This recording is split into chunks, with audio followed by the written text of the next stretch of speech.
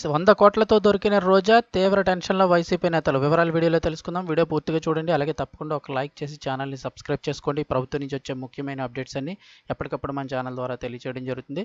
అలాగే వీడియోని లైక్ చేస్తే మరింత మందికి రీచ్ అవుతుంది. వివరాల్లోకి వెళ్ళిపోదాం. ఆంధ్రప్రదేశ్ మాజీ మంత్రి నగరి మాజీ ఎమ్మెల్యే సినీ నటి ఆర్కే రోజా అలియాస్ రోజా సెలవుమణి మీద సిఐడికి ఫిర్యాదు చేయడంతో వైసీపీ నాయకులందరూ ఒక్కసారి ఉలిక్కిపడ్డారు. రోజా మంత్రిగా పనిచేసిన సమయంలో దాదాపు 100 కోట్ల గోల్మాల్ జరిగిందని, దానిపై ఇప్పుడు విచారణ జరిపించాలని సిఐడికి మనవి చేశారు. రోజా మీద సిఐడికి ఫిర్యాదు చేయడంతో నగరిలోని ఆమె వ్యతిరేక వర్గం ఫుల్ హ్యాపీగా ఉందని చెప్తున్నారు. ఆంధ్రప్రదేశ్లో గత వైసీపీ ప్రభుత్వంలో ఆర్కే రోజా క్రీడల శాఖ మంత్రిగా పనిచేసిన విషయం తెలిసిందే. ఆ సందర్భంగా ఆంధ్రప్రదేశ్ శాప్ చైర్మన్గా బైర్రెడ్డి సిద్ధార్థ రెడ్డి పనిచేశారు.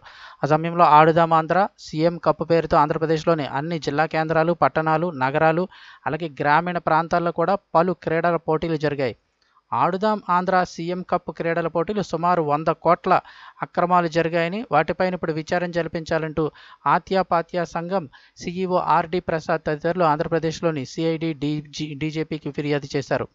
ఈ సందర్భంగా ఆర్డి ప్రసాద్ విజయవాడలో మీడియాతో మాట్లాడుతూ మాజీ మంత్రి రోజా, శాప్ చైర్మన్ బైరెడ్డి సిద్ధార్థ రెడ్డి మీద పలు ఆరోపణలు చేశారు. మాజీ మంత్రి రోజా, బైరెడ్డి సిద్ధార్థ రెడ్డి కలిసి 100 కోట్లకు పైగా అవకతవకలకు పాల్పడ్డారని, ఈ విషయంపై వీరిద్దరితో పాటు అన్ని జిల్లాల డిఎస్, డిఈఓలపై విచారణ జరిపించాలని సిఐడి విభాగం డీజీపీకి మనవి చేశామని ఆర్డి ప్రసాద్ మీడియాకు చెప్పారు.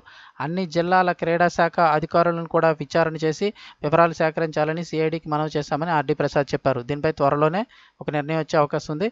మొత్తం 5 సంవత్సరాల కాలంలో శాప్ ఇంజనీరింగ్ విభాగం అధికారులు చేపట్టిన పనుల్లో భారీగా అవకతవకలు జరిపాయని వారైతే ఫిర్యాదు చేశారు. 100 కోట్ల అవకతవకలు బయటకు వస్తాయని విచారణ చేస్తే తప్పు చేసిన వారి మీద చట్టపరంగా చర్యలు తీసుకోవాలని సిఐడికి మనవి చేశామని ఆర్డి ప్రసాద్ చెప్పారు. అయితే ఈ విషయంపై మాజీ మంత్రి, వైసీపీ నాయకురాలు ఆర్కే రోజా ఇంకా స్పందించలేదు. మరి ఎలా స్పందిస్తారో చూడాల్సి ఉందని చెప్తున్నారు.